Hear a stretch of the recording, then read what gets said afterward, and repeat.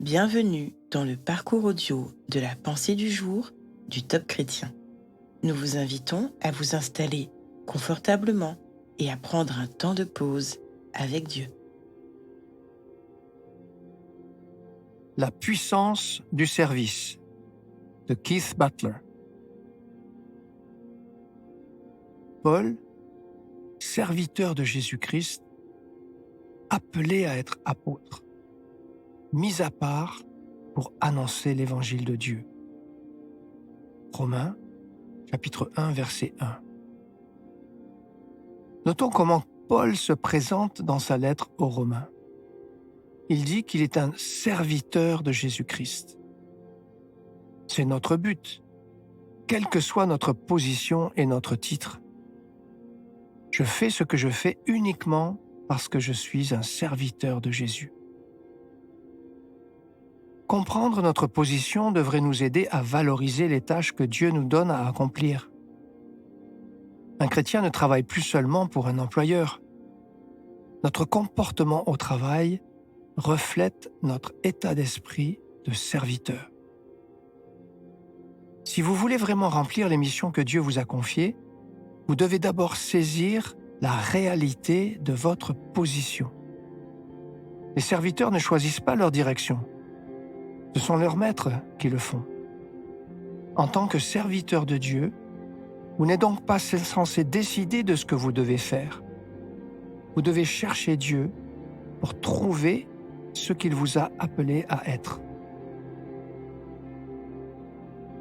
Paul était un serviteur de Jésus.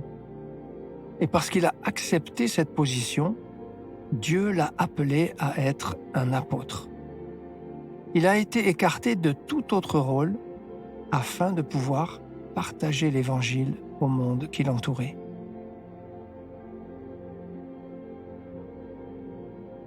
Réfléchissez à ce que être un serviteur de Jésus signifie.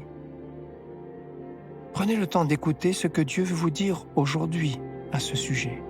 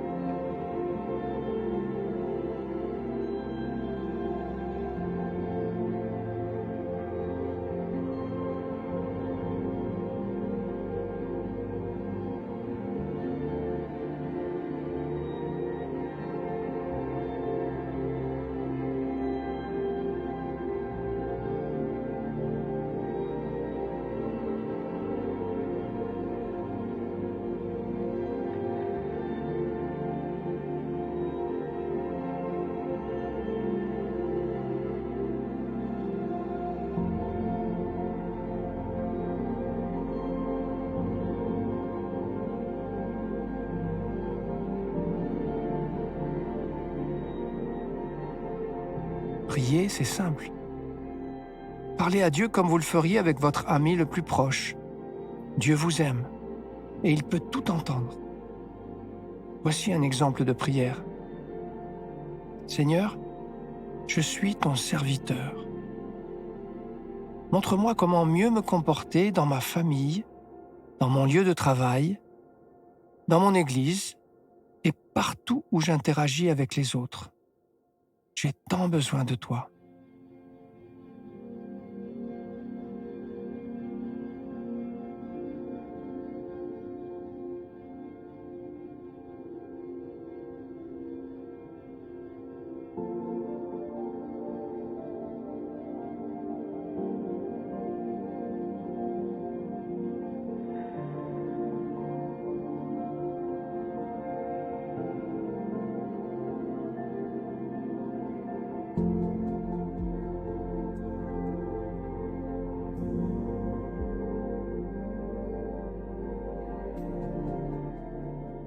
Louer Dieu, c'est lui manifester notre gratitude. Remémorez-vous ce qu'il a déjà accompli dans votre vie et prenez un temps pour le remercier point par point. Croyez qu'il va continuer en vous l'œuvre qu'il a commencée, jusqu'à ce que votre vie témoigne de sa présence agissante en vous. N'attendez plus pour lui, manifestez toute votre reconnaissance.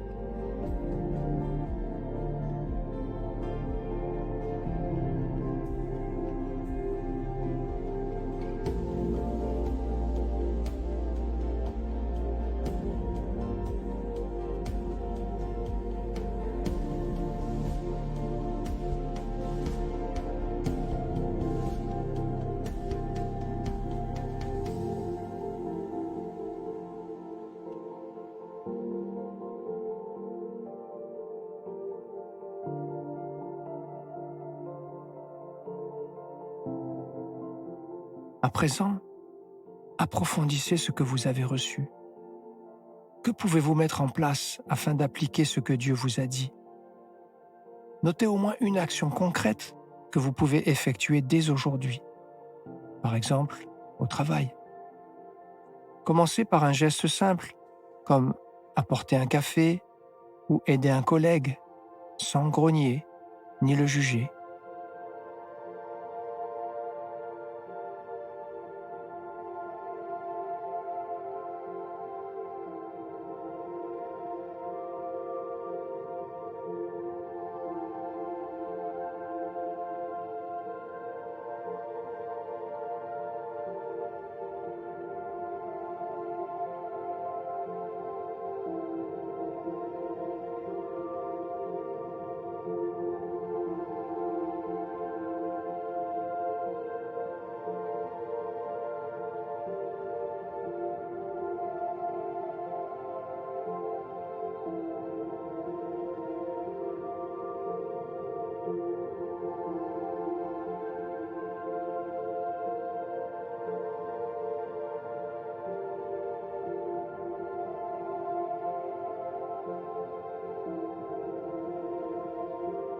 Notre parcours du jour se termine.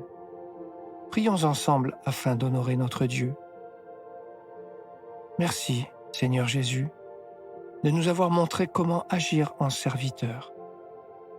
À toi soit le règne, la puissance et la gloire. Amen.